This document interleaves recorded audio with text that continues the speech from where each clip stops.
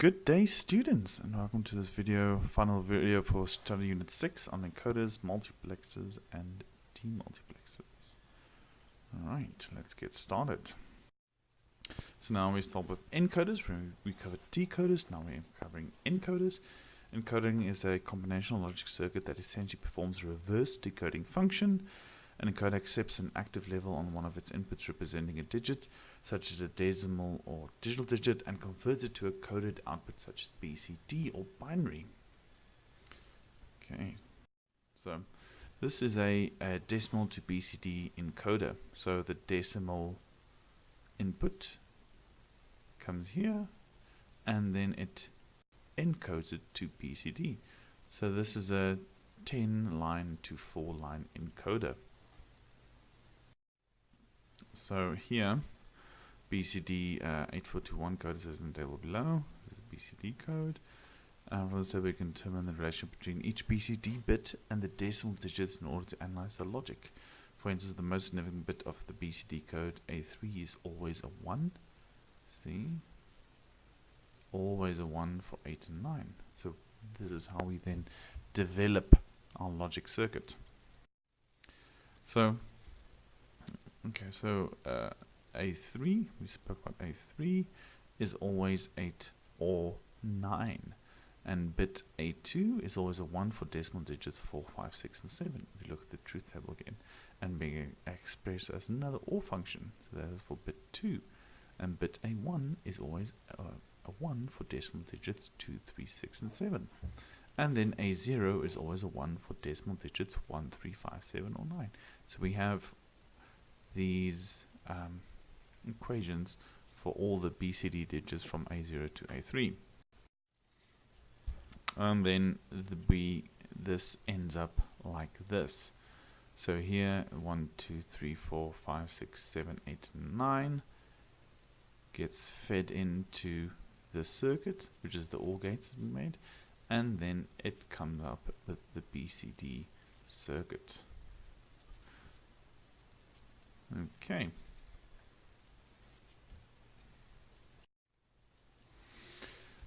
So now we have a decimal to BCD encoder, in IC4. So this is the IC on one side, and this is the logic diagram on the other side. So your normal VCC and ground. D1 to D9 is your decimal values. D1, 3, 2, 3, 4, 5, 6, 7, 8, 9. And then A0 to A3, which are these pins, is your BCD code. So you feed in your decimal code on this side, and it gives you the BCD code. So basically it encodes your decimal to BCD. Now we come to multiplexers. Now, multiplexer is a device that allows digital information from several sources to be routed onto a single line from transmission over that line to a common destination. The basic multiplexer has several data input lines and a single output line. So basically it goes from parallel to serial. It also has data select inputs, which permit the digital data on any one of the inputs to be switched to the output line. Multiplexers are also known as data selectors. Here we have a logic diagram for a multiplexer. Here's the data select pins, and then the data. So the data is always here from bit 0 to bit 3, and then you select which data you want to display by using the select pins. So this is a truth table for one of 4 multiplexer. So this is the select pin. So if it's 0, 0, you select the data on pin 0, and 1, 0 pin 1, and 0, 1, sorry, and 1, 0 pin 2, and if it's 1, 1, data select pin 3 is the output. So here is a here we have, let's say this is the data that's on the pins, and this is the select. So here we have 0, 0, which says, okay, we want to select data from 0, which is that one, so that's our output. 1, 0, which is data 1, so we look at 1, okay, so that's 1, so that's going to be our output. basically 1 0, which is data 2, so that is that, and 1 1 data 3, which is also on that point. It's important. It's exactly at that point because the data on the data pins do change, and so on and so forth. So here as well, the data select pins are 1 and 1, so we select data 3. At that point, data 3 is a 1, so the output is 1. And now this is in IC form. This is a quad 2 input data selector or multiplexer. And an IC, normally you have your VC there and your ground, data select pin, and your enable. So this is A, B to A to B to B.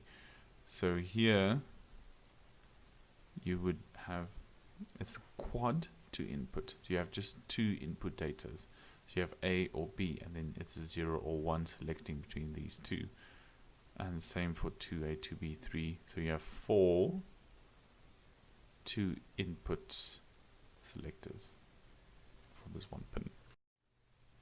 And now we come to a demultiplexer. A demultiplexer basically does the reverse of multiplexing, so it takes digital information from one line and distributes it to a given number of output lines. So from demultiplexer takes digital information, one line, and one to many. For this reason, demultiplexer is also known as a data distributor, and then we can also use decoders as demultiplexers.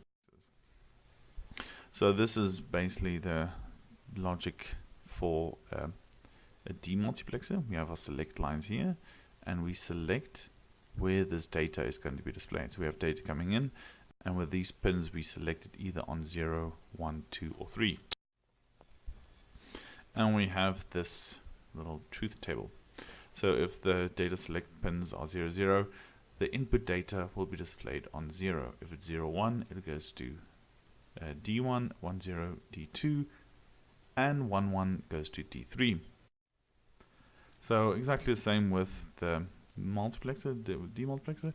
We have data select is 0, 0, so the data gets displayed on D1.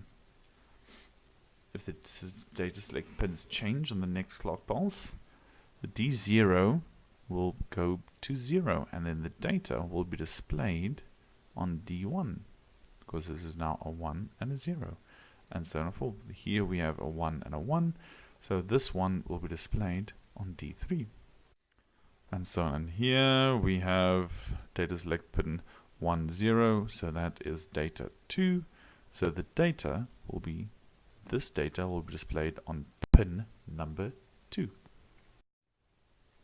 And this is a IC for a demultiplexer.